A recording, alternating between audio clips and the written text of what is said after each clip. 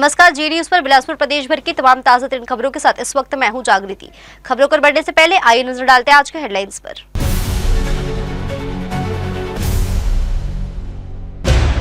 UGC कानून के खिलाफ बिलासपुर में सर्व समाज का जोरदार प्रदर्शन। राष्ट्रपति प्रधानमंत्री के नाम सौंपा गया विरोध ज्ञापन। सरकंडा क्षेत्र में अवैध धर्मांतरण का आरोप। निजी आवास में प्रार्थना सभा पर पुलिस ने की जांच। धमतरी के ग्राम बोरझरा में रतनजोत बीज खाने से 30 से ज्यादा बच्चे बीमार, सभी अस्पताल में भर्ती। अचानक में टाइगर रिजर्व में फिर दिखा बाघ। सफारी के दौरान पर्यटकों को मिला रोमांचक और दुर्लभ दीदार। अब खबरें विस्तार से। यूजीसी कानून को लेकर देश भर में छिड़ा विरोध अब लगातार तेज होता जा रहा है। इस कानून के खिलाफ उठे विरोध के स्वर इतने बुलंद हुए कि देश के सर्वोच्च न्यायालय को इस पर रोक लगानी पड़ी। इसके बावजूद भी विरोध थमने का नाम नहीं ले रहा है। इसी कड़ी में आज छत्तीसगढ़ के बिलासपुर में सर्व समाज के लोगों ने सड़क पर उतरकर इस कानून के खिलाफ जोरदार प्रदर्शन किया और इसे समाज विरोधी करार दिया। सोमवार को बिलासपुर में यूजीसी कानून के विरोध में सर्व समाज के बैनर तले एक विशाल रैली निकाली गई। यह रैली देवकी नंदन चौक से शुरू होकर कलेक्ट्रेट तक पहुंची, जहां प्रदर्शनकारियों ने राष्ट्रपति और प्रधानमंत्री के नाम ज्ञापन सौंपा। रैली में शामिल लोगों का कहना है कि यह कानून शिक्षा व्यवस्था में सुधार के नाम पर लाया जा रहा है, लेकिन इसमें कई ऐसी विसंगतियां हैं जो समाज और शैक्षणिक संस्थानों के हित में नहीं है। प्रदर्शनकारियों ने आरोप लगाया कि यह कानून सामाजिक संतुलन को बिगाड़ सकता है और इससे भेदभाव खत्म होने के बजाय बढ़ने की आशंका है। क्योंकि हम सबसे पहले तो सुप्रीम कोर्ट का धन्यवाद ज्ञापित करेंगे जो उन्होंने जातिगत बात यहाँ कोर्ट में किया कि इस सिस्टम को बंद होना चाहिए। हम भारतवर्ष में किसी भी धर्म भेदभाव के साथ नहीं चलता है, एक संविधान बोलता है। आज जो संविधान में एक नया नियम यूजीसी में ला दिया गया है, उस यूजीसी में भेदभाव प्रदर्शित होता है और वो पूरा समाज वर्ग के विरोध में बात आती है, हमारे बच्चों के भविष्य की बात आती है। जो मुझे कहने में बहुत गौरव है कि महान संत बाबा गुरु दास जी का ये संदेश है, मन के एक समान। हम बस वही पूछने निकले कि इस कानून में ये मन के एक समान क्यों नहीं है? भेदभाव काहे का है? अपराध तो अपराध है, किसी भी वर्ग में, किसी भी समाज में, किसी भी जात में, किसी भी धर्म में कोई भी व्यक्ति कर सकता है, उस पर कानूनी कार्रवाई हो। लेकिन ये बांट लेना कि ये पर्टिकुलर यही लोग क्रिमिनल हैं, यही लोग अपराधी हैं, यही लोग गलत करते हैं, ये कौन सा कानून है? ये आज पहली बात थोड़ी है यार। जब से स्वतंत्रता हुई है, सामान्य समाज का इस सभी कामों में स्वतंत्रता हो, चाहे विकास हो, चाहे हो सामान्य समाज ने सब सर्वाधिक दिया है। पर आज शुरू से ही इसको ये समझा जा रहा है कि हम ही लोग इनको, बाकी 80% लोगों को हम लोग दबाव बनाते हैं, उनको परेशान करते हैं। अरे कोई अगर मान ली हम गलती करते हैं तो उसके लिए पर्याप्त संविधान में कानून है। शिक्षा जैसे मंदिर के अंदर में आप लोग नया कानून ला रहे हो, जाति भेद बना रहे हो, वर्ग भेद बना रहे हो, इससे क्या होगा? वहीं सरकार का तर्क है कि यूजीसी कानून का उद्देश्य शैक्षणिक संस्थानों में पारदर्शिता लाना और भेदभाव को समाप्त करना है, लेकिन जिस तरह से देश भर में इसका विरोध हो रहा है, उससे सरकार के सामने बड़ी चुनौती खड़ी हो गई है। अब देखना होगा कि सरकार इन विरोधों को दूर करने के लिए क्या कदम उठाती है। जी न्यूज के लिए कैमरामैन राकेश खरे के साथ आलोक अग्रवाल की रिपोर्ट। भारत सरकार की वित्त मंत्री निर्मला सीतारमण के द्वारा बजट पेश किया गया, जहां उस बजट के बारे में अलग अलग क्षेत्र के बुद्धिजीवी लोग अपनी अपनी राय दे रहे हैं। तखतपुर क्षेत्र की नगर पालिका अध्यक्ष पूजा मक्कड़ का कहना है कि यह बजट महिलाओं के लिए लाभकारी नहीं है।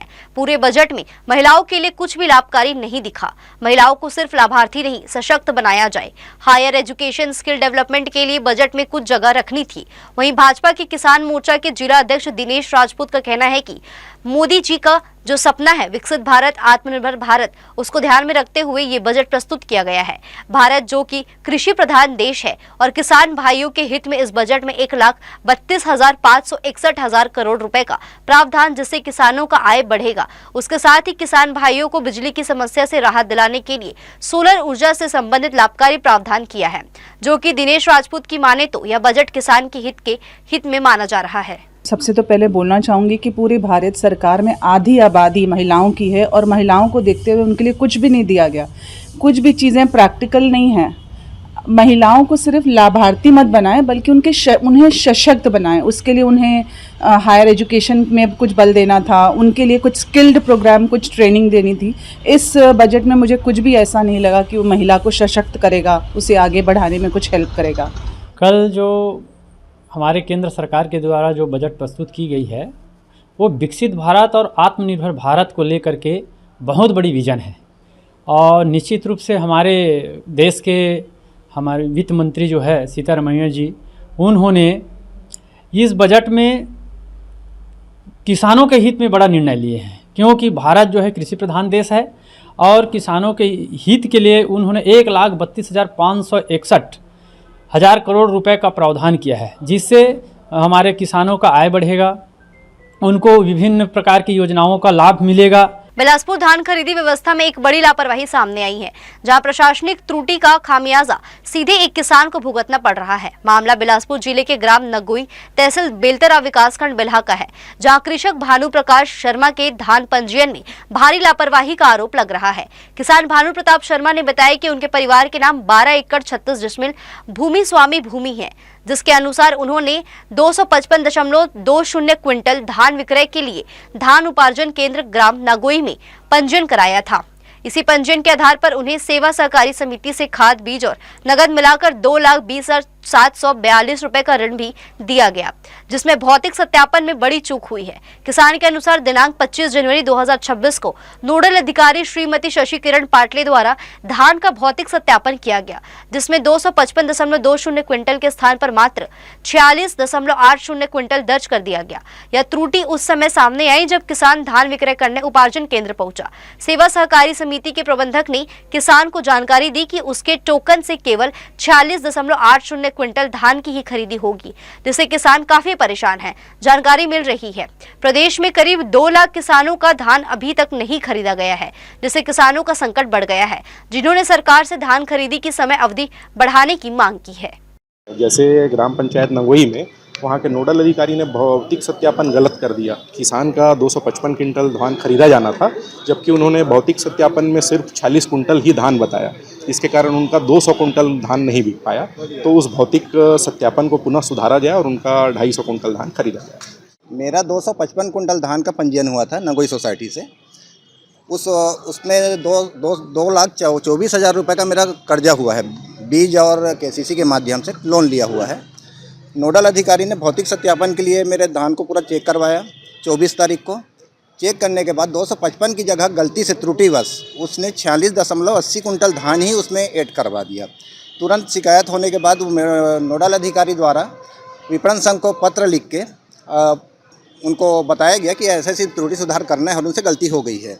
उसके बाद भी 30 तारीख तक ना मेरा टोकन आया, मेरा पूरा धान रखा हुआ है और मैं अभी कर्जा पटाने की स्थिति में भी नहीं हूँ। अभी बिलासपुर जिले के शासकीय स्कूलों में बच्चों के आधार अपग्रेडेशन को लेकर चलाया जा रहा अभियान फिलहाल सुस्त रफ्तार में चलता नजर आ रहा है। सरकारी योजनाओं का लाभ बच्चों तक समय पर पहुंचाने के उद्देश्य से शुरू इस प्रक्रिया में अब तक अपेक्षित प्रगति नहीं हो सकी है, जिससे शिक्षा विभाग की कार्यप्रणाली पर सवाल खड़े हो रहे हैं। जिले में लगभग 60,000 बच्चों के आधार अपडेट करने का लक्ष्य तय किया गया था, लेकिन अब तक केवल 13,000 बच्चों का ही आधार अपग्रेड हो पाया है। इसका मतलब है कि करीब 47,000 बच्चे अभी भी आधार अपडेट की प्रक्रिया से बाहर है। यह स्थिति तब है जब एनआईसी के सहयोग से जिले के लगभग 1800 शासकीय स्कूलों में विशेष आधार अपग्रेडेशन कैंप लगाए जा रहे हैं। आधार अपग्रेडेशन इसलिए जरूरी है क्योंकि छात्रवृत्ति, गणवेश, मध्याह्न भोजन सहित कई शासकीय योजनाओं की राशि अब सीधे डीबीटी के माध्यम से बच्चों के खातों में भेजी जाती है। यदि आधार अपडेट नहीं हुआ तो छात्रों को आगे चलकर तकनीकी दिक्कतों का सामना करना पड़ सकता है और वे योजनाओं के लाभ से वंचित रह सकते हैं। प्रशासन ने इस अभियान की जिम्मेदारी स्कूल के शिक्षकों को सौंपी है और निर्देश दिए हैं कि कोई भी बच्चा आधार अपग्रेडेशन से न छूटे। शिक्षा विभाग ने साफ चेतावनी दी है कि लापरवाही बरतने वाले शिक्षकों के खिलाफ कार्रवाई की जाएगी। अब देखना यह होगा कि आने वाले दिनों में अभियान गति पकड़ता है या फिर हजारों बच्चों की योजनाओं पर संकट बना रहता है। ये बात सही है कि जो अपेक्षित प्रगति आनी थी वो नहीं आ पाई है और सभी संस्था प्रमुखों को चिट्ठी जारी की गई है। साथ साथ जो शिविर लग रहे हैं आधार अपडेशन के लिए, जो शिविर लग रहे हैं वहाँ पर हमारे अभी सीएससी को भी भेज रहे हैं वहाँ पर और यदि कोई सीएससी या संस्था प्रमुख इस तरह के कार्य नहीं करेंगे तो उनकी वेतन रोकने की भी कार्रवाई की जाएगी। साथ साथ जो प्राइवेट स्कूल हैं वहाँ पर कुछ ज़्यादा दिक्कत उन लोग महसूस कर रहे हैं, तो वहाँ पर को भी स्पष्ट निर्देश कलेक्टर साहब के माध्यम से दिया गया है कि यदि वो नहीं सहयोग करते हैं हमको तो उनकी मान्यता रद्द भी की जाएगी। बिलासपुर के सरकंडा थाना क्षेत्र अंतर्गत राजकिशोर नगर में अवैध धर्मांतरण की कोशिश का आरोप सामने आया है। रॉयल पैलेस के पीछे स्थित जेम्स सिंह नामक व्यक्ति के निजी आवास में प्रार्थना सभा की आड़ में हिंदू समुदाय के लोगों को गुमराह कर धर्म परिवर्तन कराने का मामला उजागर हुआ है। सूचना मिलने पर पुलिस ने मौके पर दबिश देकर जांच शुरू कर दी है। इस पूरे मामले में बजरंग दल के जिला संयोजक गौरव धनखड़ ने सरकंडा थाने में लिखित शिकायत दर्ज कराई है। शिकायत के अनुसार जेम्स सिंह बिना किसी वैध अनुमति के अपने आवास में प्रार्थना भवन संचालित कर रहा था, जहां करीब 16 लोगों को प्रलोभन और डर के माध्यम से ईसाई धर्म अपनाने के लिए प्रेरित किया जा रहा था। शिकायत में आरोप लगाया गया है कि आवासीय क्षेत्र में स्थित इस मकान में सामूहिक प्रार्थना के बहाने लोगों को बहला फुसलाकर हिंदू धर्म के विरोध बरगलाया जा रहा था। बजरंग दल कार्यकर्ताओं को इस गतिविधि की जानकारी मिली, जिसके बाद उन्होंने तुरंत पुलिस प्रशासन को सूचना दी। बजरंग दल ने आवेदन के माध्यम से आरोपियों के खिलाफ कड़ी वैधानिक कार्रवाई करने और क्षेत्र में चल रही कथित अवैध धर्मांतरण गतिविधियों पर रोक लगाने की मांग की है। पुलिस ने मामला संज्ञान में लेते हुए जांच शुरू कर दी है और सभी पहलुओं की पड़ताल की जा रही है। जांच के बाद ही आगे कार्रवाई तय की जाएगी। आप लोग यहाँ पे प्रेयर करने के लिए परमिशन लिए क्या? मेरा फादर वाइफ तो इसमें बच्ची है। ये अपने घर में अगर अपन भागवत कराते हैं, ठीक है, अपन कभी परमिशन नहीं लेते। एक घर में अगर आपके ब्लेसिंग आती है, मेरे को ही खत्म कर लीजिए, है ना। अगर हम भागवत कराते घर में तो कभी भी हम नहीं लेते परमिशन, एक दिन के लिए अगर हम करवा रहे हैं। आप समझना चीज को, है ना। अगर हम कंटिन्यू करा रहे हैं तब वो जगह क्या हो जाता है, मंदिर हो जाता है। आप मेरे खत्म कर ले लीजिएगा, है ना। तब वो जगह क्या बन जाता है, मंदिर बन जाता है। और अगर हम वहाँ पे कुछ दिन के लिए अपने घर के लिए अगर हम कुछ करवा रहे हैं तो ये मंदिर नहीं बनता, है ना। वैसे ही कोई लेकिन अगर आदमी लोग को घर में अगर बैठा करके, अगर घर में अगर चर्चा बना करके अगर अपन काम कर रहे हैं तो प्रार्थना अगर इतने सारे लोगों को बुला करके अगर कर रहे हैं तो परमिशन तो लेना बनता है। छत्तीसगढ़ राज्य विद्युत वितरण कंपनी के स्थापना के 25 वर्ष पूरे होने के अवसर पर पूरे प्रदेश में रजत महोत्सव का आयोजन किया जा रहा है। इसी कड़ी में बिलासपुर के सिटी ईस्ट और सिटी वेस्ट डिवीजन में भी रजत महोत्सव कार्यक्रम का भव्य आयोजन किया गया, जिसमें विभाग की उपलब्धियों और भविष्य की योजनाओं को जनता के सामने रखा गया। कार्यक्रम में जनप्रतिनिधियों के साथ विद्युत विभाग के अधिकारी, कर्मचारी और बड़ी संख्या में उपभोक्ता शामिल हुए। आयोजन के दौरान वर्ष 2020 से नवंबर 2025 तक विद्युत वितरण कंपनी द्वारा किए गए कार्यों और उपलब्धियों की विस्तृत जानकारी आम नागरिकों को दी गई। रजत महोत्सव के अंतर्गत केंद्र सरकार की महत्वाकांक्षी प्रधानमंत्री सूर्यघर मुफ्त बिजली योजना को लेकर विशेष स्टॉल लगाए गए। इन स्टॉलों के माध्यम से उपभोक्ताओं को योजना की पूरी जानकारी दी गई और अधिक से अधिक लोगों को पंजीकरण के लिए प्रेरित किया गया। योजना को लेकर उपभोक्ताओं में जबरदस्त उत्साह देखने को मिल रहा है। विभाग के अनुसार अब तक हजारों उपभोक्ता इस योजना के लिए पंजीकरण करा चुके हैं, जिनमें से 1260 उपभोक्ताओं के घरों में सोलर सिस्टम इंस्टॉल हो चुका है और वे मुफ्त बिजली योजना का प्रत्यक्ष लाभ ले रहे हैं। रजत महोत्सव कार्यक्रम के मुख्य अतिथि बिलासपुर विधायक अमर अग्रवाल रहे। उन्होंने कहा कि बीते 25 वर्षों में छत्तीसगढ़ ने ऊर्जा क्षेत्र में उल्लेखनीय प्रगति की है, जिसमें विद्युत विभाग के अधिकारियों, कर्मचारियों और आम जनता का महत्वपूर्ण योगदान रहा है। उसको टैक्स फ्री कर दिया है और दुनिया का सबसे बड़ा डाटा सेंटर हमारा भारतवर्ष बनने जा रहा है। कल प्रधानमंत्री जी ने भी एक प्रतिक्रिया दी और उस डाटा सेंटर में बिजली का कंजम्पशन बहुत है और उनको 24 घंटे चाहिए लगातार, वो कोयले के अलावा कोई नहीं दे सकता। तो इसलिए आप लोग रजत जयंती मना रहे हैं। बहुत से नए नए सर्विस में है, कोई रिटायरमेंट है, जो बोर्ड का फैसला होगा, रिटायरमेंट वालों को चिंता नहीं, नए लोगों को चिंता है। निश्चित रहिए इतना डाटा सेंटर आएगा कि वर्तमान में जो पावर है हमको कोयला का भी और लगाना पड़ेगा और सोलर का भी लगाना पड़ेगा। ये हमारी क्षमता है। कार्यक्रम में स्मार्ट मीटर को लेकर भी विभाग की प्रगति को साझा किया गया। अधिकारियों ने बताया कि बिलासपुर शहर में 70 से 75% से अधिक उपभोक्ताओं के घरों में स्मार्ट मीटर लगाए जा चुके हैं, जिससे बिजली आपूर्ति व्यवस्था और अधिक पारदर्शी और सुगम हुई है। ये छत्तीसगढ़ विद्युत वितरण कंपनी के 25 वर्ष पूरे होने के उपलक्ष्य में रजत महोत्सव का जो है आयोजन किया जा रहा है। पूरे प्रदेश में हो रहा है आयोजन हमारे यहाँ भी किया जा रहा है। सिटी ईस्ट, सिटी वेस्ट जो 2 डिवीज़न है, ये सफलतापूर्वक आयोजन किया गया है, जिसमें हमारे सभी सम्मानित प्रतिनिधिगण जो है, जनप्रतिनिधिगण हैं, सम्मानीय उपभोक्ताओं सभी शामिल हुए। स्मार्ट मीटर के माध्यम से उपभोक्ता अपनी बिजली खपत की निगरानी कर पा रहे हैं, उसे बेहतर ढंग से मैनेज कर रहे हैं और ऑनलाइन भुगतान जैसी सुविधाओं का भी लाभ उठा रहे हैं। जागरूकता बढ़ने के साथ स्मार्ट मीटर को लेकर लोगों की स्वीकार्यता में भी लगातार वृद्धि हो रही है। देखिए, छत्तीसगढ़ राज्य गठन के पश्चात 25 वर्ष पूर्ण होने के पश्चात रजत जयंती का आयोजन किया गया था, जिसमें हमारे पावर कंपनी द्वारा भी रजत जयंती का समारोह रखा गया था। तो उसी तारतम्य में आज हमारे संभाग 1 जो पूर्वी डिवीज़न है, उसमें भी आज यहाँ सिंधु भवन में कार्यक्रम रखा गया था, जिसमें माननीय विधायक अमर अग्रवाल जी को मुख्य अतिथि के रूप में आमंत्रित किया गया था।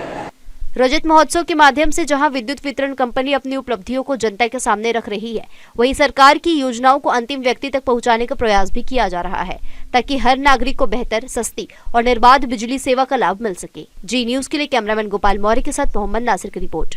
बिजली विभाग द्वारा अपने 25 वर्ष पूरे होने के उपलक्ष्य में रजत जयंती का भव्य आयोजन शहर से लेकर ग्रामीण क्षेत्रों तक किया जा रहा है। यह विशेष कार्यक्रम 30 जनवरी से 6 फरवरी तक आयोजित किया जा रहा है, जिसमें बिलासपुर शहर के साथ बेलतरा, तखतपुर, बिल्हा, मस्तूरी और कोटा सहित विभिन्न स्थानों पर अलग अलग आयोजन किए जा रहे हैं। रजत जयंती के तहत बिजली विभाग अपने 25 वर्षों की उपलब्धियों, तकनीकी सुधारों और उपभोक्ता सेवाओं में हुए बदलाव को प्रदर्शित कर रहा है। कार्यक्रमों के माध्यम से उपभोक्ताओं को आधुनिक बिजली व्यवस्था, स्मार्ट तकनीक और नई सुविधाओं की जानकारी दी जा रही है, ताकि वे विभाग की कार्यप्रणाली को बेहतर ढंग से समझ सके। इसी क्रम में सकरी स्थित बिजली कार्यालय मैदान में भी रजत जयंती कार्यक्रम का आयोजन किया गया। यहाँ विभाग द्वारा तकनीकी प्रदर्शनी के साथ साथ जागरूकता से जुड़े कार्यक्रम आयोजित किए गए, जिनमें बड़ी संख्या में आम नागरिकों और विद्यार्थियों ने भाग लिया। कार्यक्रम को लेकर सहायक यंत्री प्रदीप चौबे ने बताया कि रजत जयंती का मुख्य उद्देश्य स्कूली और कॉलेज के छात्रों को ऊर्जा के महत्व से अवगत कराना है। छात्रों को सौर ऊर्जा, बिजली बचत और अक्षय ऊर्जा जैसे विषयों पर सरल और उपयोगी जानकारी दी जा रही है। रजत जयंती वर्ष समारोह सेलिब्रेट कर रहे हैं। छत्तीसगढ़ राज्य विद्युत वितरण कंपनी मर्यादित के द्वारा विगत 25 वर्षों में अपने जो कार्य किए गए हैं उसके बारे में जन समुदाय को बताएंगे।